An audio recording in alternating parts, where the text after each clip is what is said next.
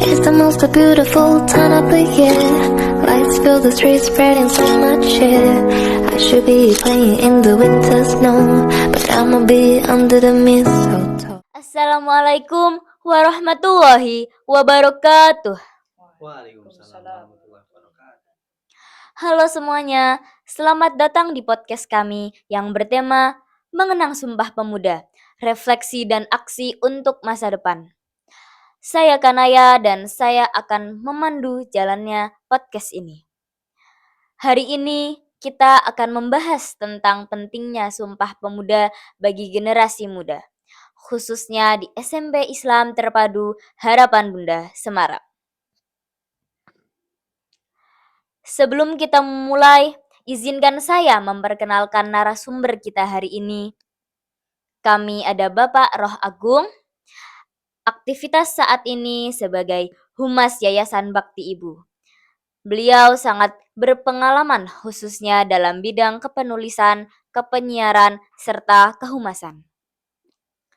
Dan hadir juga teman saya yaitu Rashid, kelas 7B, siswa SMP Islam Terpadu Harapan Bunda Semarang yang aktif dan berprestasi khususnya di bidang karate. Selamat datang Pak Agung dan Mas Rashid. Mari kita memulai dengan pertanyaan pertama. Bisakah Pak Agung menceritakan kepada kami latar belakang adanya Sumpah Pemuda ini? Oke, ya terima kasih sebelumnya buat Kak Kanaya ya. Oke, sama Kak Rashid. Ya, alhamdulillah. Assalamualaikum warahmatullahi wabarakatuh. Ya, hari ini terima kasih sebelumnya buat SMP IT Harapan Bunda yang sudah mengundang saya nih ya selaku humas yayasan di Yayasan Bakti Ibu SMP IT Harapan Bunda. Hari ini kita bahas tentang Sumpah Pemuda. Nah, latar belakang singkatnya ya sebenarnya Sumpah Pemuda itu memang Sumpah Pemuda itu berawal dari ini ya. Dulu itu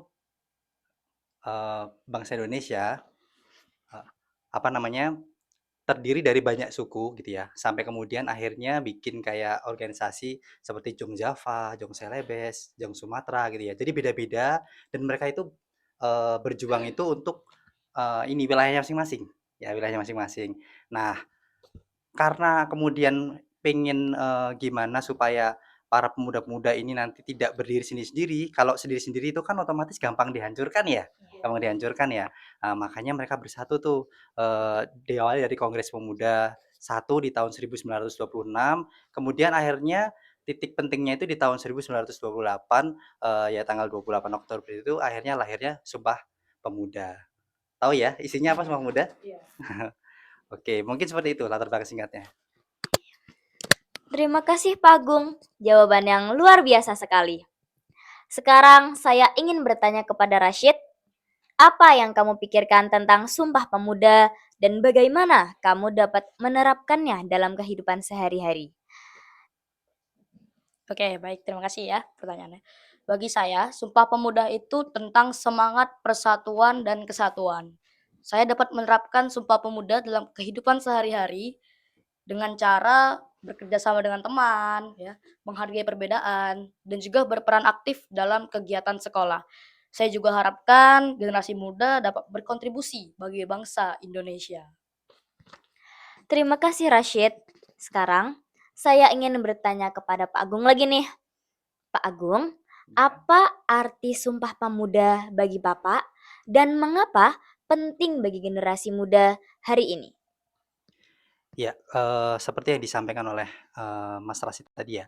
Jadi Sumpah Pemuda itu bukan hanya sekedar kemudian kayak semangat juangnya para pemuda atau kemudian hanya sekedar latar belakang sejarah saja yang kemudian mengantarkan bangsa Indonesia ini sampai melahirkan kemudian Ikrar Sumpah Pemuda itu bukan hanya sekedar itu, tapi Sumpah Pemuda memang tadi ya sebuah semangat bersama buat para pemuda khususnya untuk kemudian membangun kebersamaan pada akhirnya bagaimana membangun bangsa ini jauh lebih baik. Contohnya tadi ya, bagaimana kemudian pemuda itu bisa berkontribusi dengan baik untuk negara ini, bukan hanya memikirkan dirinya sendiri. Baik, terima kasih Pak Agung. Saya ingin ke Rashid lagi. Apa yang kamu harapkan dari generasi muda hari ini dalam mengenang Sumpah Pemuda? Ya, sejujurnya yang saya harapkan dari generasi muda itu ada banyak sekali. Tapi sesuai dengan tema kita, yang saya harapkan dari generasi muda saat ini adalah agar bisa menerapkan nilai-nilai Sumpah Pemuda serta dapat menjadi bagian dari solusi dalam pemecahan masalah-masalah bangsa Indonesia. Lebih tepatnya begitu. Terima kasih. Dan saya akan ke Pak Agung lagi. Menurut Bapak, kegiatan seperti apa yang sebaiknya perlu dilakukan oleh sekolah untuk memperingati Hari Sumpah Pemuda? Oke, sebenarnya banyak ya, yang bisa kita lakukan buat mengenang Sumpah Pemuda khususnya di SMP ya.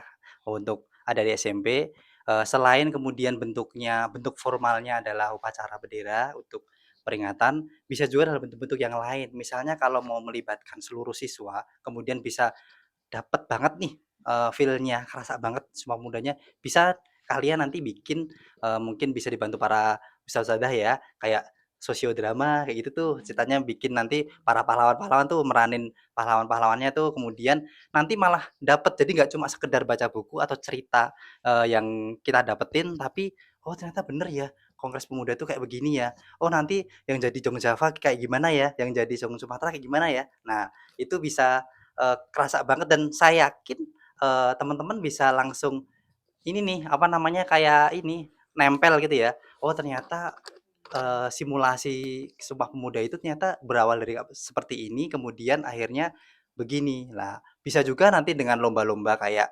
pembacaan Sumpah Pemuda atau mungkin yang lain juga bisa sih, gitu. Lalu, sekolah harus membantu meningkatkan kesadaran dan partisipasi siswa dalam mengenang Sumpah Pemuda dengan cara apa contohnya? Ya, dengan beberapa cara yang tadi Pak Agung sebutkan ya. Jadi, selain dalam bentuk upacara yang kemudian itu secara formalnya yang kita lakukan, ya tadi, dalam bentuk, lomba, bukan hanya sekedar materi yang mungkin didengarkan di kelas, yang mungkin Pak Agung kira, nanti adik-adik, atau teman-teman semuanya bisa juga, "Ah, bosen nih cuma denger cerita Sumpah Pemuda udah tahu tiap tahun," gitu ya. Nah, bisa bentuk yang lainnya, kayak event tadi, bikin entah itu sosiodrama kah, atau bikin kayak gini nih, podcast kayak gini nih. Nah, eee, pokoknya dengan yang kekinian aja, bisa nanti teman-teman semuanya bisa lebih dapat feel-nya Sumpah Pemuda itu seperti apa. Dan tadi juga sudah sempat jawab sama Mas Arsi juga tuh, tentang apa sih kontribusi yang bisa kita lakukan, kayak gitu. Oke, sekarang menurut Bapak, kira-kira apa peran teknologi dalam mempromosikan nilai-nilai Sumpah Pemuda kepada generasi muda, Pak? Oke, sekarang kita berbicara tentang teknologi ya, kita tidak menutup, apa namanya, kemungkinan bahwasannya sekarang kalian semuanya sudah, tumbuh dan berkembang di era digital yang luar biasa. Saya yakin Kak Naya maupun Rashid itu punya medsos, betul nggak? Iya, oke. SMP juga punya medsos nih. Nah, media sosial, ya minimal yang bisa kita lakukan adalah misalnya posting-posting tentang entah itu flyer tentang Sumpah Pemuda, atau mungkin bikin ya video-video pendek seperti ini nih, nanti bisa kemudian ditayangkan di media sosialnya sekolah, ataupun buat, teman-teman semuanya sendiri, bikin apa nih, mungkin kayak short video gitu ya, tentang Sumpah Pemuda, atau mungkin kalian bisa ngambil tuh beberapa cuplikan-cuplikan yang sudah pernah ada buat bangkitin ini, misalnya kayak ada, quote-quote yang tentang Sumpah Pemuda itu juga bisa. Lah itu semuanya bisa di-share lewat media yang cukup membantu dan mengenalkan generasi muda saat ini agar, Sumpah Pemuda itu bukan hanya sekedar diperingati saja, tapi bisa benar-benar diresapi. Terima kasih. Kami akan kembali ke Rashid. Masih ingat tidak isi dari Sumpah Pemuda? Oke, ingat dong ya. Ada 3 poin dari Sumpah Pemuda. Yang pertama itu, kami putra-putri Indonesia mengaku bertumpah darah satu tanah air Indonesia. Yang kedua, kami putra-putri Indonesia mengaku berbangsa satu bangsa Indonesia. Yang ketiga, kami putra-putri Indonesia menjunjung bahasa persatuan bahasa Indonesia. Itu 3 poin dari Sumpah Pemuda. Oke, baik. Menarik sekali diskusi kita hari ini ya. Sebelum kita menutup podcast hari ini, saya ingin bertanya kepada Pak Agung dan Rashid, untuk memberikan pesan terakhir kepada pendengar setia kita. Oke. Ya, closing statement ya berarti ya? Oke. Ya, sebelumnya terima kasih luar biasa nih ya, SMP IT Harapan Bunda yang, membuat ini